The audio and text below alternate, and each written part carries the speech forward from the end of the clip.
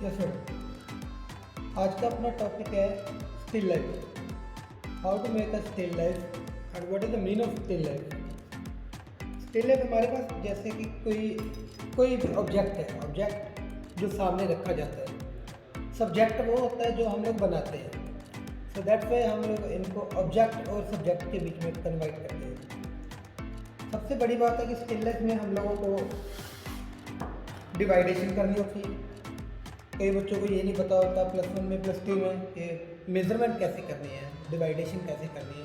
इसके तरीके बहुत सारे हैं, पर हम लोग इनमें से कुछ बेसिकली नॉर्मली और बड़े इजी से स्टेप लेते हैं। जैसे एग्जांपल लेते हैं अपन, हमारे पास ये कोड है। अभी इसके बीच में हम लोगों को शो करना होता है values. How we can choose the values.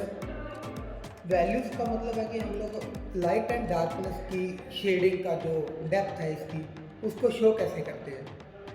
Show करने का सबसे बढ़िया तरीका है, कुछ पेंसिल्स होती हैं हमारे पास। जैसे मेरे पास अभी ये आर्क लाइन की एक पेंसिल है, 2B 4B 6B 8B। Fibre castle की कुछ पेंसिल हैं, 2B 3B 6B 8B। अप्सरा की कुछ पेंसिल हैं, 2B 4B 6B 8B। And after that we have a Spatula pencil that is made of Germany.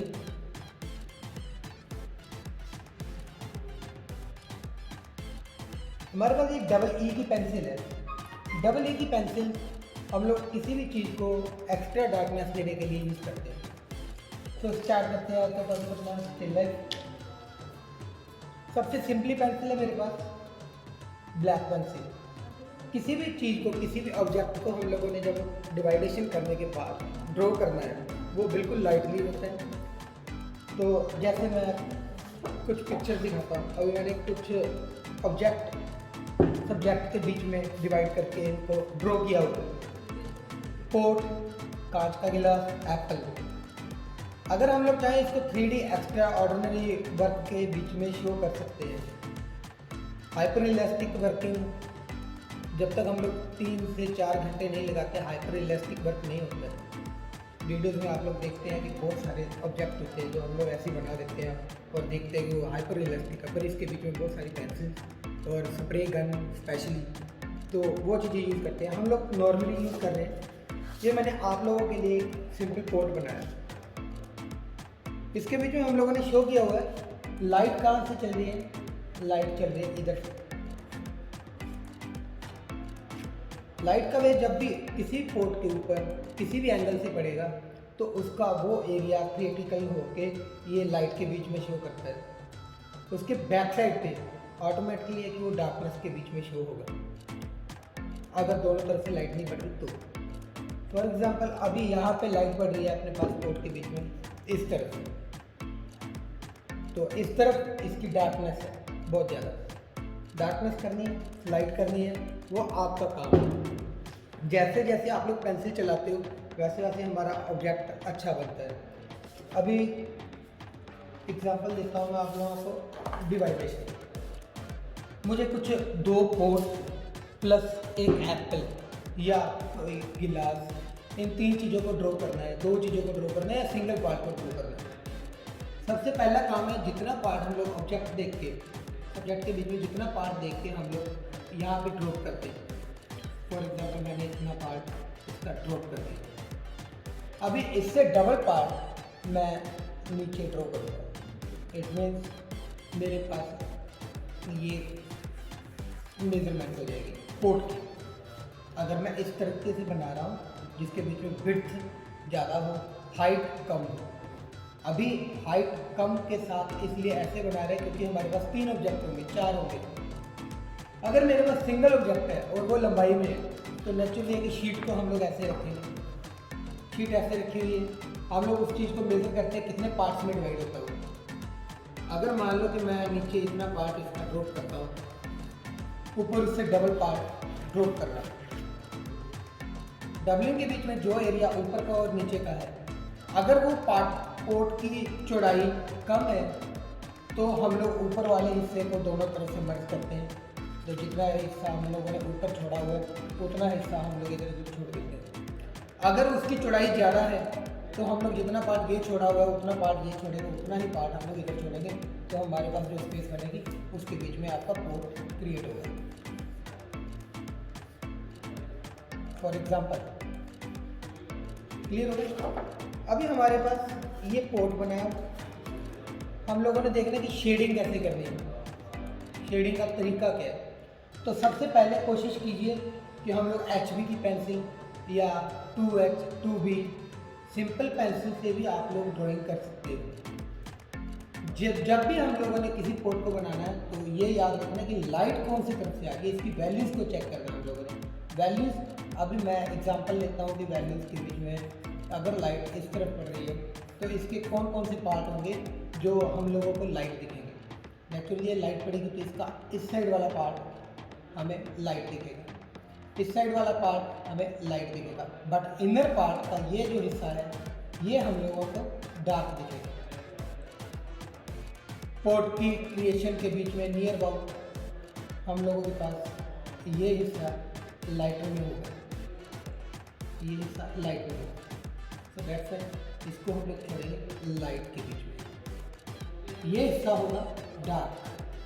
After that medium. तो पहला step है, हम लोग शुरू करते हैं।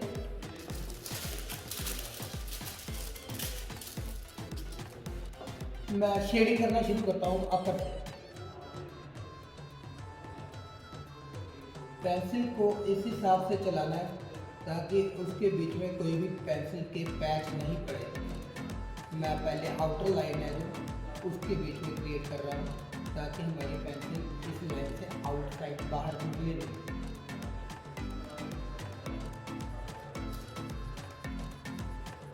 अब जो भी पेंसिल आप लोग चला रहे हो वो बहुत लाइट और स्मूथली चलनी चाहिए, पैच वर्किंग ना हो।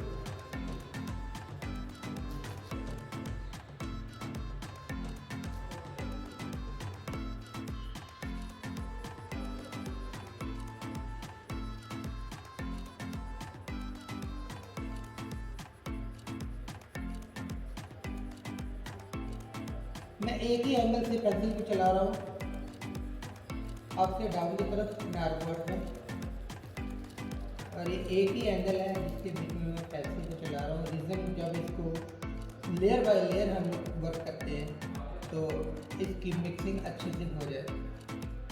ये नहीं है कि मैं सिर्फ लाइट वाले पार्ट पे पेंसिल चलाऊंगा ही नहीं, मैं लाइट वाले पार्ट पे भी पेंसिल चला रहा हूँ।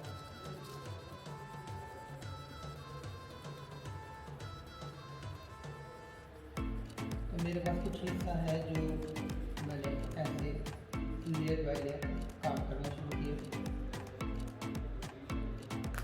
भाई मेथड है अपने पास, आप लोगों के पास स्मजर होते हैं, स्मजर कई टाइप के आते हैं, कई क्वालिटीज़ में आते हैं, पर जो पेपर क्रिएटर क्वालिटी है वो भी बढ़िया है।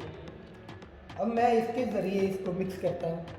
दूसरा मेथड है, मैं इसी पेपर अपने आइवरी शीट या टेम्परेरी शीट को फोल्ड करके उसके साथ भी मिक्स कर सकता हूँ। तीसरा मेथड है, मैं अपने फिंगर से भी इसको स्मज कर सकता हूँ।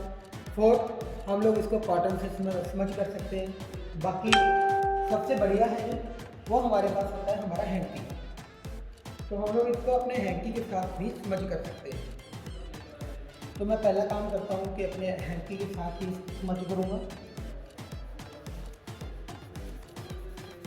इससे ये सारी मिक्सिंग हो जाएगी और लेयर बाय लेयर वर्क भी अच्छा हो जाएगा। बहुत सारे लोग हैं वो कहते हैं कि स्मज वाला वर्क नहीं होना चाहिए, ऐसी बात नहीं है। आप स्मजिंग करो, स्मजिंग करोगे तो ये 3D पार्ट में और अच्छे से दिखने वाला ऑब्जेक्ट आपके सामने ऑब्जेक्ट बन के निकलेगा। मेरा पहला काम हो चुका है, पहली स्मजिंग हो चुकी है, तो मुझे अभी इसके बीच में थोड़ी सी क्रिएट देनी है, डार्कनेस देनी है, मीडियमनेस देनी है। तो सबसे पहला वाला काम मैं करूँगा ऊपर से।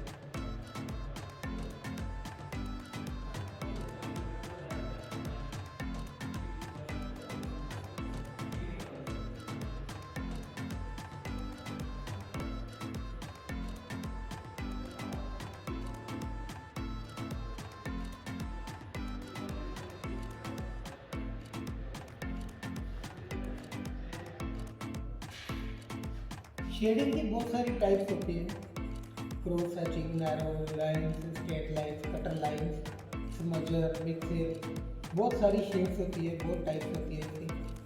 तो हम लोग जो मिक्सिंग कर रहे हैं ये सिर्फ लेयर बाय लेयर वर्क है, ताकि हम लोग अपने ऑब्जेक्ट को बहुत अच्छा दिखा सकें। जब भी आप लोग एग्ज़ाम देते हो, एग्ज़ाम +2 के एग्ज़ाम होते हैं, +1 के एग्ज़ाम होते हैं फाइन आर्ट के, तो मैक्सिमम पर्सन एक दूसरे की तरफ देख रहे होते हैं कि हम लोग शेडिंग कौन से एंगल से करें, लाइट कहाँ से पड़ रही है। ये सिर्फ ऑब्जर्वेशन है हमारी। पेंसिल का सिक्का आपका काफ़ी हद तक लंबाई में होना चाहिए, पेंसिल अच्छी तरह से शार्प होनी चाहिए कटर से। जितनी आपकी पेंसिल बढ़िया शार्प होगी उतना आपका काम बढ़िया होगा। और दिमाग में ये बिठा के चलना है, सामने देख के ऑब्जेक्ट को बिना देखे कोई भी काम नहीं करना है कि कहाँ पे लाइट पड़ रही है, कहाँ पे नहीं पड़ रही। मैं सिर्फ वो वर्क दे रहा हूँ ताकि आप लोगों को शेडिंग का मेथड बता सकूँ थोड़ा सा। वैसे तो बहुत सारे चैनल्स हैं, बहुत सारे लोग हैं जो आप लोगों को यूट्यूब पे बता देते हैं, तो फिर भी मैं अपनी तरफ से कोशिश कर रहा हूँ कि आप लोगों को अच्छी तरह समझ आ जाए।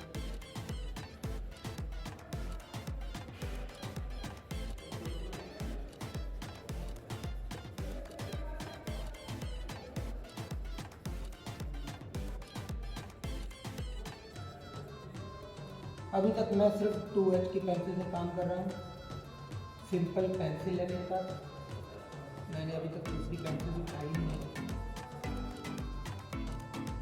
अगर आप लोग करना चाहो तो आप लोग एक ही पेंसिल से सारा काम निपटा सकते हो। अच्छी क्वालिटी की इरेजर लीजिए, अच्छी क्वालिटी की पेंसिल्स लीजिए।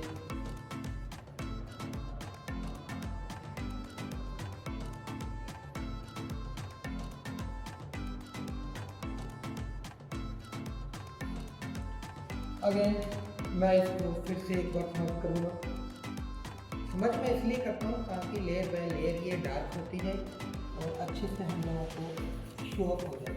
अभी इसको मैं राउंड मेथड में मिक्स कर रहा हूँ ताकि गोलाई का पार्ट हम लोगों को प्रॉपरली दिख जाए इसका कोट का। ऊपर से नीचे आते वक्त हम लोग इसको स्ट्रेट ही रखेंगे। ऑटोमेटिकली इसकी शैडो का काम हम लोगों को दिखाई देना शुरू हो चुका है। देख सकते हैं हम लोग, जैसे जैसे हम लोग इसको क्वालिटी वाइज अच्छा काम देते जाएंगे ये बहुत बढ़िया निखरता जाएगा। अभी मैं फैबर कास्टल की पेंसिल है 6B, तो मैं ये 6B की पेंसिल ले रहा हूँ इसकी थोड़ी सी एक्स्ट्रा डार्कनेस देने के लिए।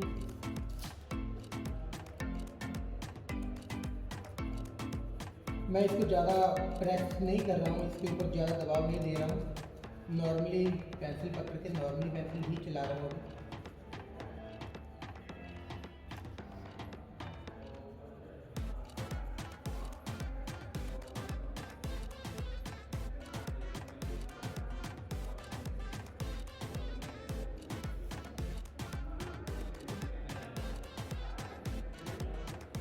एग्ज़ाम होता है आप लोगों के +2 के होते हैं, +1 के होते हैं, या वैसे ही आप लोग BFA में बैचलर डिग्री फाइन आर्ट में आप लोगों को एडमिशन लेनी होती है, तो आप लोगों को ये नहीं पता होता कि हम लोग कौन से एंगल में बैठ के कितने एंगल में बैठे हैं और कौन से एंगल में हमारा कोट या हमारा जो भी ऑब्जेक्ट है उसको हम लोग कितने एंगल में बना रहे हैं और कितने साइज में।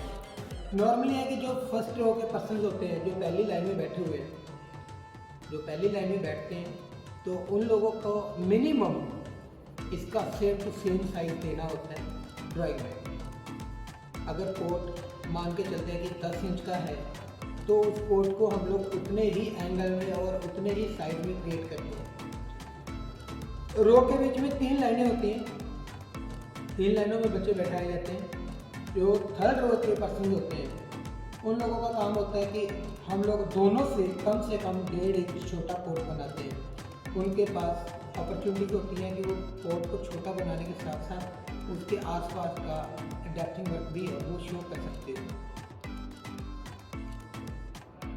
और याद रखना कि जैसे मैंने अभी पेंसिल पकड़ी हुई है कोट स्टिलनेस बनाने के लिए, आप लोग पेंसिल को ऐसे पकड़ के बिल्कुल भी दबा के नहीं चलाओगे, नॉर्मली ही चलाना है।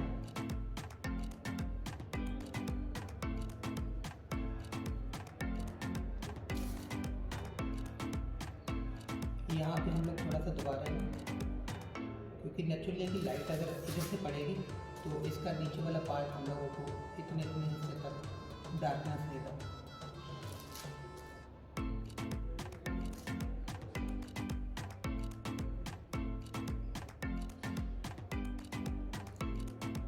कोट का ये हिस्सा हम लोग इसके बीच में लाइन्स को ऊपर की तरफ ले जाते हैं पेंसिल में कॉर्नर से प्रॉपर्ली डार्क, आगे आते आते मीडियम से लाइट तक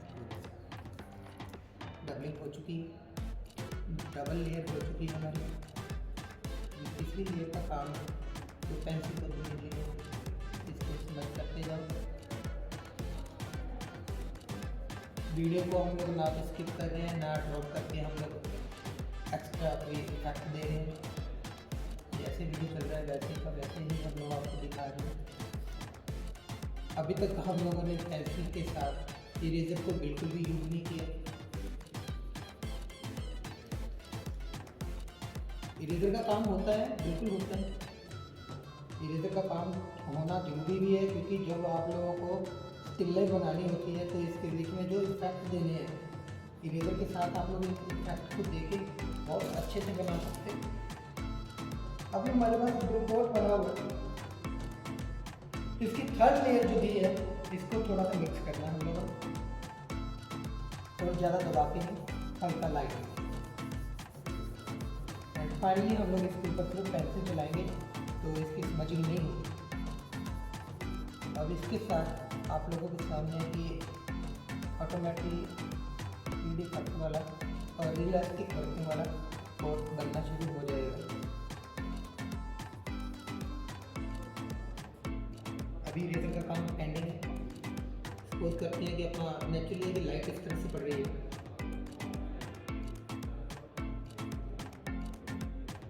तो ये हिस्सा ऑटोमेटिकली डार्क हो रहा है।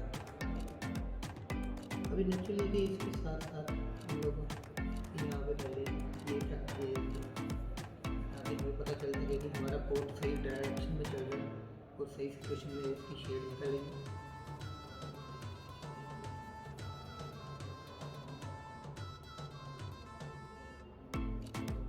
यहाँ पे होगी एक्स्ट्रा डार्कनेस।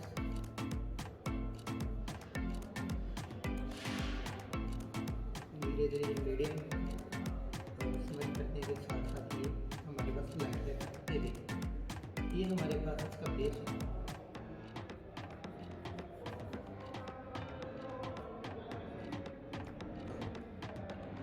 अभी इरेजर का काम क्या है?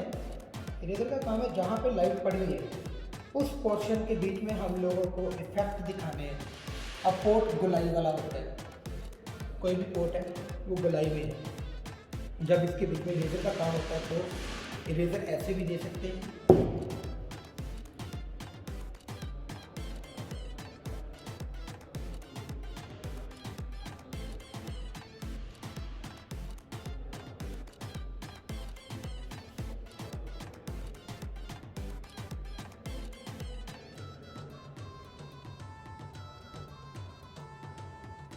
यहाँ से हम लोग इसको नीचे की तरफ ले सकते हैं।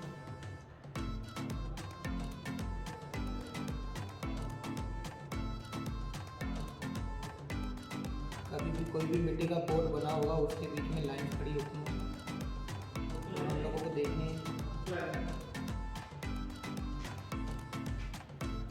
तो इरेजर का काम यही है, किसी भी ऑब्जेक्ट के बीच में इसकी क्वालिटी को शो करना।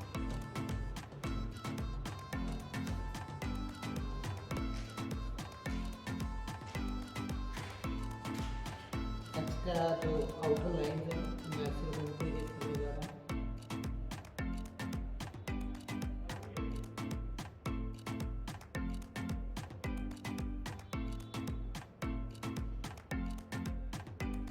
अभी तक हम लोगों ने सिर्फ इतने पार्ट के बीच में इरेजर यूज किए हल्के से।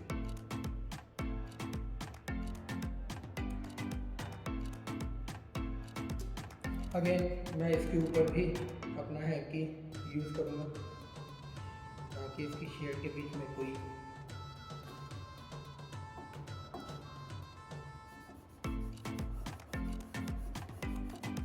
फैक्टर एरिया जो होगा इसके बीच में डायरेक्ट इरेजर चलाएंगे।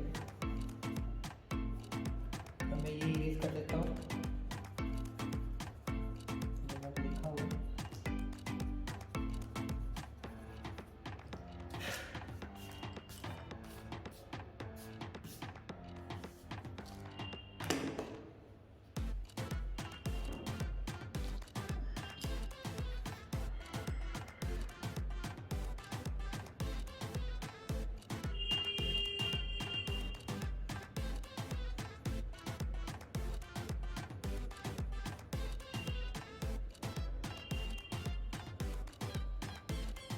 ऐसे को थोड़ा सा दबाना नहीं है, लेयर्स के ऊपर जो काम कर रहे हैं तो उसके साथ साथ ही ऑटोमेटिकली डार्कनेस होती रहेगी। अगर दबाएंगे पूरी ब्लैक पेंसिल की वैसे चलेगी जो हम लोगों ने नहीं चलानी है।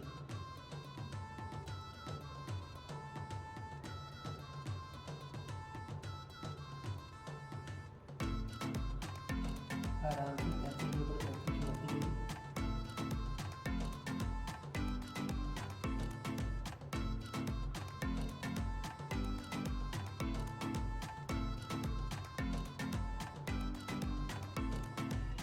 अब मैं स्टॉप वर्किंग की जगह जस्ट कट लॉक चला रहा हूँ।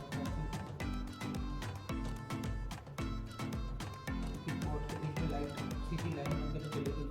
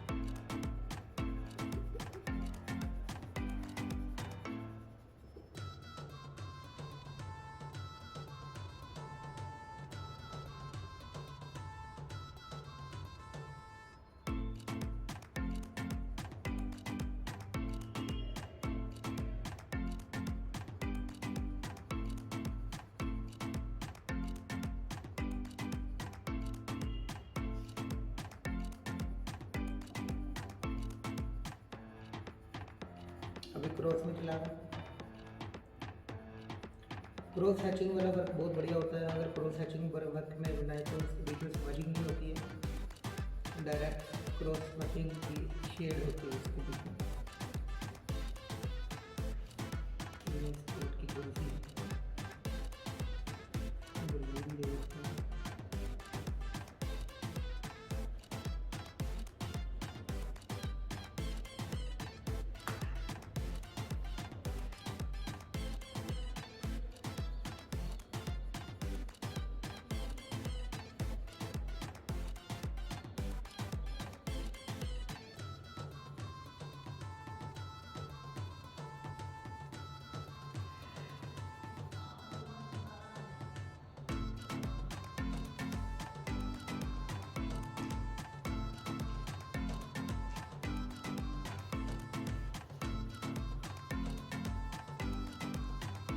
तो मिक्सिंग और शेडिंग इन दोनों के बीच में फ़र्क कोई खास नहीं था। अगर आप लोग सीधी पेंसिल से मिक्सिंग करना चाहते हैं पेंसिल से भी मिक्सिंग हो जाती है।